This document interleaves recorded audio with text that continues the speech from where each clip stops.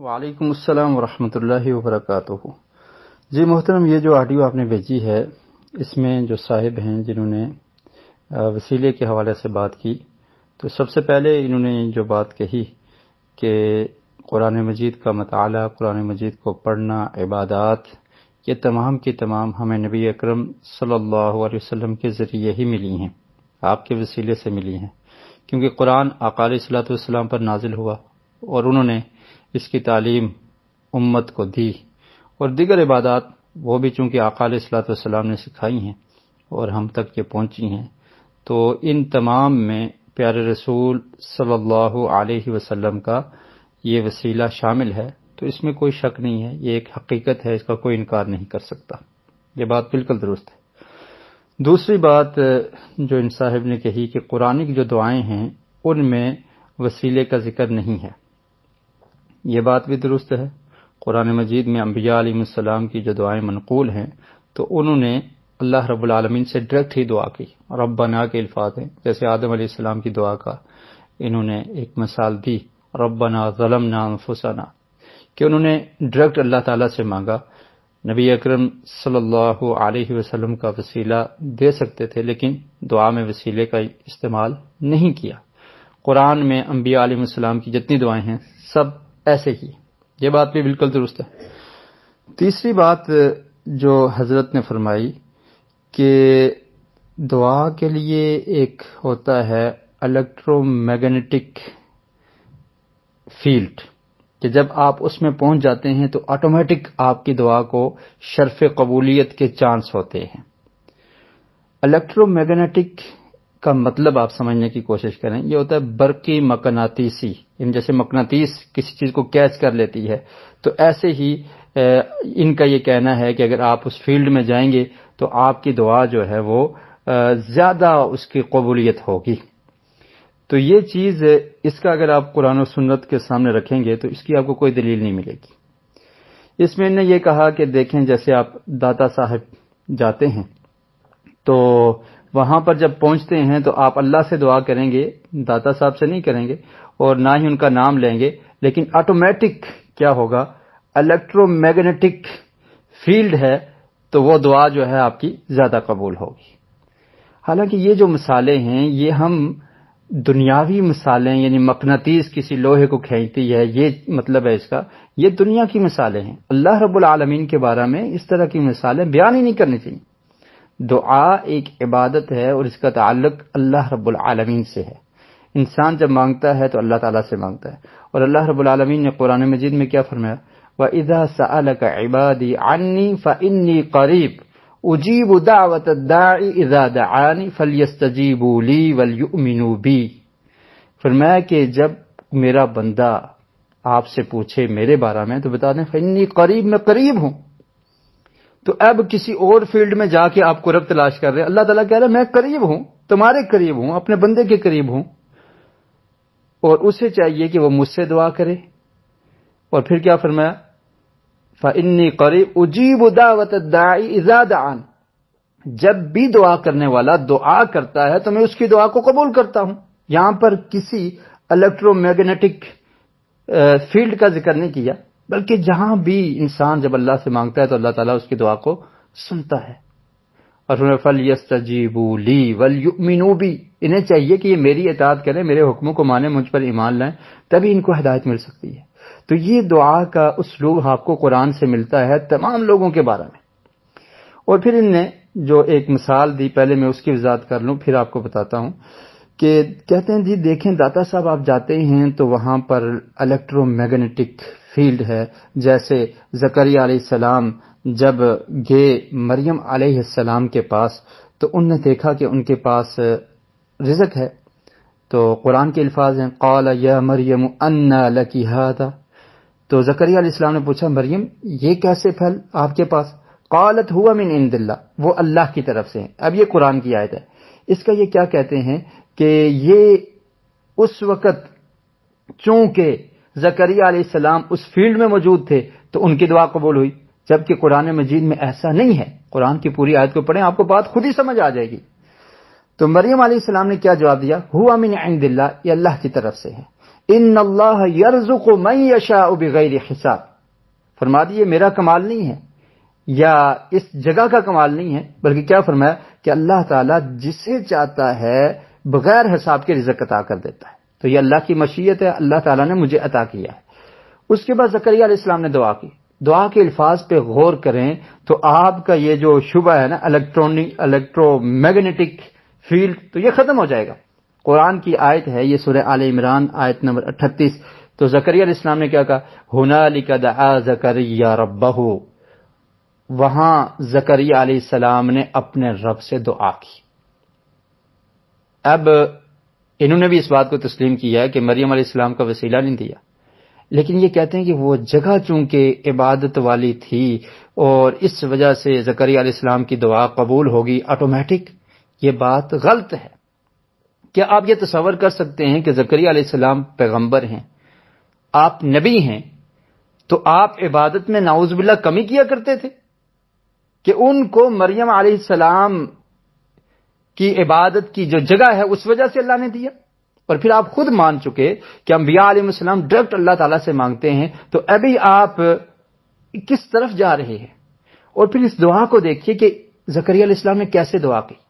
قال رب هب لي من لدنك ذرية طیبہ، کوئی واسطہ کوئی وسیلہ نہیں، کیا کہا؟ اے میرے رب مجھے طیب پاکیزہ اولاد دے دے۔ یعنی وہاں پر اللہ تعالیٰ سے دعا کی کہ اللہ تعالیٰ تو ہی دینے والا، تو دعا دے۔ اور پھر زکریا علیہ السلام نے جو وسیلہ اختیار کیا اس کا ذکر ان صاحب نے نہیں کیا۔ کیا وسیلہ اختیار کیا؟ من لدنک ذریۃ طیبہ انک سمیع الدعاء، بے شک تو ہی دعا کو سننے والا ہے۔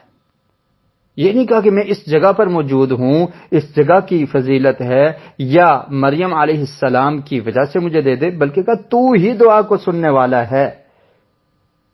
اور یہ اللہ رب العالمین کا وصف بیان کیا، انک سمیع، اللہ تعالیٰ کا نام ہے، تو فرمایا کہ بے شک تو سننے والا ہے۔ اور ناموں کا واسطہ دینا، قرآن مجید میں اللہ تعالیٰ نے یہ بات ذکر کی ہے، وَلِلَّهِ الْأَسْمَاءُ الْحُسْنَى فَادْعُوهُ بِهَا، کہ اللہ تعالیٰ کے پیارے پیارے نام ہیں، ان ناموں کے ذریعے اللہ سے مانگا کرو، ناموں کا واسطہ دیا کرو۔ تو یہ وسیلہ ہے جو زکریا علیہ السلام نے اختیار کیا۔ اور پھر آپ دیکھیں یہ کہتے ہیں وہ عبادت کی جگہ تھی، مریم علیہ السلام چونکہ عبادت کیا کرتی تھی تو الیکٹرو میگنیٹک فیلڈ تھی، اس لیے زکریا علیہ السلام کی دعا قبول ہوئی۔ اگلی آیت میں اس کا بھی رد موجود ہے، فَنَادَتْهُ الْمَلَائِكَةُ وَهُوَ قَائِمٌ يُصَلِّي فِي الْمِحْرَابِ، زکریا علیہ السلام تو خود عبادت کیا کرتے تھے، خود عبادت کر رہے تھے۔ اور اگر آپ کا یہ کہنا ہے تو اس کا یہ مطلب ہے کہ مریم علیہ السلام کی عبادت زیادہ تھی زکریا علیہ السلام سے۔ آپ کس طرف جا رہے ہیں؟ یا زکریا علیہ السلام کا یہ ذہن تھا کہ یہاں پر دعا قبول ہوتی ہے؟ قطعاً ایسا نہیں تھا، بلکہ کیا ہے کہ ملائکہ نے جب خوشخبری دی تو زکریا علیہ السلام محراب میں عبادت کر رہے تھے۔ پھر کہا ان اللہ یبشرک بیحییٰ مصدقا بکلمۃ من اللہ وسیدا وحصورا ونبیا من الصالحین، تو اللہ تعالی نے فرمایا کہ اے زکریا ہم آپ کو یحییٰ علیہ السلام کی خوشخبری دیتے ہیں جو سید بھی ہوں گے، جو نبی بھی ہوں گے، اور اپنے نفس پر کنٹرول کرنے والے اور نیک ہوں گے۔ تو یہ تو دعا ہے، اس میں قطعاً ایسی چیز ثابت نہیں ہوتی کہ الیکٹرو میگنیٹک اس کے ذریعے نعوذ باللہ یہ کہنا کہ زکریا علیہ السلام کی دعا قبول ہوئی، یہ بات درست نہیں ہے۔ دوسری بات دیکھیے، قرآن مجید سے آپ ایک اور دلیل دیتا ہوں۔ سورہ قاف، اس کی آیت نمبر 16 ہے۔ اللہ رب العالمین نے ارشاد فرمایا وَلَقَدْ خَلَقْنَا الْإِنسَانَ وَنَعْلَمُ مَا تُوَسْوِسُ بِهِ نَفْسُهُ وَنَحْنُ أَقْرَبُ إِلَيْهِ مِنْ حَبْلِ الْوَرِيدِ، اللہ فرماتے ہیں کہ ہم نے انسان کو پیدا کیا اور ہم جانتے ہیں ما توسوس به نفسه، جو اس کے نفس میں چیز وسوسہ ہوتا ہے ہم اس کو بھی جانتے ہیں۔ ہم ان چیزوں کو جانتے ہیں جن کا وسوسہ اس کا نفس ڈالتا ہے، ان نفس میں کوئی خیال پیدا ہوتا ہے اللہ تعالیٰ اس کو جانتا ہے۔ اب اللہ رب العالمین انسان کے اتنے قریب ہے تو آپ اس قرب کو تلاش کرنے کے لیے کبھی کسی در پہ کبھی کسی در پہ جا رہے ہیں کہ وہاں پر الیکٹرو میگنیٹک ملے گا۔ اللہ تعالیٰ تو اتنا قریب ہے۔ اور پھر کیا فرمایا وَنَحْنُ أَقْرَبُ إِلَيْهِ مِنْ حَبْلِ الْوَرِيدِ، اور ہم اس کی رگے جان سے بھی زیادہ اس کے قریب ہیں۔ رگ آپ کے خلق میں جو رگ ہے، جو آپ رگ جان ہے، شاہ رگ جس کو کہتے ہیں، اگر اس کو کاٹ دیا جائے انسان زندہ نہیں رہتا، تو اللہ تعالیٰ کیا فرماتے ہیں؟ وَنَحْنُ أَقْرَبُ إِلَيْهِ، اس سے بھی زیادہ قریب ہیں۔ اب وہ رب آپ کے اتنے قریب ہے اور آپ در در پہ جا کے تو کہتے ہیں کہ نہیں فلاں داتا صاحب پہ یا فلاں جگہ پہ جائیں گے، وہاں پہ الیکٹرو میگنیٹک فیلڈ ہے۔ اللہ تعالیٰ تو آپ کے قریب ہے اور آپ در در کی ٹھوکریں کھا کے وہاں پہ تلاش کر رہے ہیں کہ وہاں پر فیلڈ ہے۔ نعوذ باللہ، اللہ رب العالمین کسی فیلڈ کا محتاج ہے؟ اللہ رب العالمین ڈائریکٹ دعاؤں کو سنتا ہے۔ اور ایک آقا علیہ الصلوۃ والسلام کا فرمان بھی سنیے، آپ نے کیا فرمایا؟ اقرب ما یکون العبد من ربہ وہو ساجد فاکثر الدعاء۔ افسوس یہ ہے کہ قرآن مجید کی یہ آیات نہیں بیان کی جاتی، نہیں سمجھائی جاتی، نہیں سنائی جاتی، اللہ کے رسول کا پیارا فرمان لوگوں کو نہیں بتایا جاتا۔ اللہ کے رسول نے کیا فرمایا کہ سب سے زیادہ بندے کے قریب یہ ہے قربت، اللہ کا قرب اگر چاہیے تو کہاں سے ہوگا؟ وَهُوَ ساجد، جب بندہ سجدے میں ہوتا ہے تو اللہ کے سب سے زیادہ قریب ہوتا ہے۔ آپ اس قرب کو اور اس الیکٹرو میگنیٹک فیلڈ تلاش کرتے جا رہے ہیں، کبھی کسی دربار پہ کبھی کسی دربار پہ۔ قرآن کیا کہتا ہے کہ میں شاہرگ سے زیادہ قریب ہوں، اور اللہ کے رسول نے فرمایا کہ انسان جب سجدے کی حالت میں ہوتا ہے تو اللہ کے زیادہ قریب ہوتا ہے۔ اور پھر تعجب ہوتا ہے ایسی بات کہتے ہوئے کہ جب انہوں نے مان لیا کہ اس کا کوئی ثبوت نہیں ہے قرآن و سنت میں سے، لیکن کوئی کر لے تو جائز ہے۔ یہ ایک عجیب سی بات ہے کہ اللہ رب العالمین نے قرآن مجید میں فرمایا لَقَدْ كَانَ لَكُمْ فِي رَسُولِ اللَّهِ أُسْوَةٌ حَسَنَةٌ، کہ اللہ کے رسول کی زندگی تمہارے لیے بہترین نمونہ ہے۔ اللہ کے رسول صلی اللہ علیہ وسلم نے مکمل دین ہم تک پہنچایا، اس میں سب کچھ بتا دیا، عبادات کے طریقے بھی بتا دیے، دعا کیسے کرنی ہے یہ بھی بتا دیا۔ لیکن اب یہ لوگ کیا کہتے ہیں؟ نہیں، ہماری مرضی ہم ایڈ کر سکتے ہیں، کوئی کر لے تو کوئی حرج نہیں۔ بھائی دین میں جو تم چاہو اپنی مرضی سے ایڈ کرو اور کوئی حرج نہیں ہے۔ دین کا حلیہ بگاڑا جا رہا ہے۔ دعا ایک عبادت ہے، اور بتائیے کیا عبادت میں اپنے پاس سے کوئی اضافہ کرنا درست ہے کہ اس کی حیت اور کیفیت کو چینج کر دیا جائے؟ ایک عام سی مثال دیتا ہوں، فجر کے فرض 2 ہیں، آپ 3 پڑھ لیں کہ ہم نیکی کا کام ہی کر رہے ہیں، ایڈ کر لیں کوئی بات نہیں ہے۔ اللہ کے رسول نے جیسے بتایا ہے ایسے ہی ہم نے کرنا ہے، یہی محبت ہے۔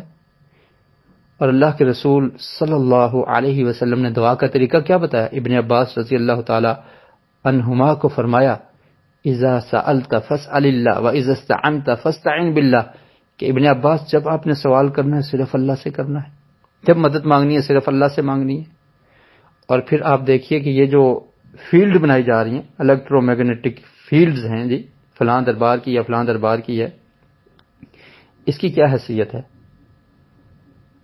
حضرت علی رضی اللہ تعالی عنہ نے ابو الحیاج الاسدی، صحیح مسلم کی حدیث ہے، ان کو فرمایا الا ابعثک، کیا میں تجھے ایک ایسے کام کے لیے نہ بھیجوں جس کے لیے مجھے نبی اکرم صلی اللہ علیہ وسلم نے بھیجا تھا؟ وہ کام کیا تھا کہ جہاں پر بھی میں کوئی مورتی دیکھوں اس کو گرا دوں، اور کوئی اونچی قبر دیکھوں اس کو برابر کر دوں۔ اب آپ نے ڈبل منزل، ٹرپل منزل، 2 منزلیں پکی پکی قبریں بنا کر امت کو اس کام کی طرف لگا دیا، اور پھر کیا کہہ رہے ہیں یہ الیکٹرو میگنیٹک فیلڈ ہے۔ استغفر اللہ، خود بدلتے نہیں ہیں، دین کو بدلنے کی کوشش کرتے ہیں، نعوذ باللہ۔ یہ فیلڈز آپ نے خود بنائی اور اللہ کے لیے ایسی مثالیں پیش کر رہے ہیں، نعوذ باللہ۔ لیس کمثلہ شیء وہو السمیع البصیر، اللہ کے لیے مثالیں نہ بیان کیجیے۔ قرآن مجید نے، اللہ رب العالمین نے ان چیزوں سے روکا ہے۔ انسان کی دعا انسان کسی جگہ پر موجود ہو، آپ دیکھیے مچھلی کے پیٹ سے دعا کی، اللہ رب العالمین نے عرش بری پر اس کو سن لیا۔ کون سی فیلڈ ہے؟ الیکٹرو میگنیٹک فیلڈ کہاں ہے؟ یہ مثالیں ہمارے لیے اس لیے ہیں، قرآن اس لیے اترا ہے کہ اس پہ عمل کیا جائے، کہ ہم اپنے پاس سے کہیں گے یہ بھی مباح ہے یہ بھی مباح ہے، جو مرضی دین میں ایڈ کرتے جاؤ۔ یہ کہاں کا اصول ہے؟ کسی بھی عمل کے لیے دلیل کی ضرورت ہوتی ہے، یہ نہیں کہ جو مرضی دین میں ایجاد کر لو کہو اس کی ممانت نہیں ہے۔ یہ عجیب حساب ہے، دلیل کی ضرورت ہوتی ہے، کوئی بھی عمل ہو اس کے لیے دلیل کی ضرورت ہوتی ہے۔ اور پھر دیکھیے اونچی قبریں بنانا یہ کہاں سے جائز ہے؟ حضرت علی رضی اللہ تعالیٰ عنہ نے فرمایا کہ مجھے اللہ کے رسول نے فرمایا تھا کہ جو اونچی قبریں ان کو برابر کر دیا جائے، اور آج ہم نے یہ اتنی منزلیں بنا کر، بڑی اونچی قبریں بنا کر لوگوں کو وہاں لگایا ہوا ہے، اور پھر اس کا انکار بھی نہیں کرتے، بلکہ کہتے ہیں کہ یہ بڑی اچھی فیلڈ ہے جہاں سے جا کر دعائیں قبول ہوتی ہیں۔ ایک تو گناہ کا کام، اوپر سے اس کی تائید کی جا رہی ہے۔ اور پھر یاد رکھیے صحیح البخاری کی حدیث ہے، میسج لمبا ہو گیا لیکن یہ بہت اہم مسئلہ ہے۔ عطا بن ابی رباح ابن عباس رضی اللہ تعالیٰ عنہما سے بیان کرتے ہیں، عرب میں بت پرستی کیسے آئی تھی؟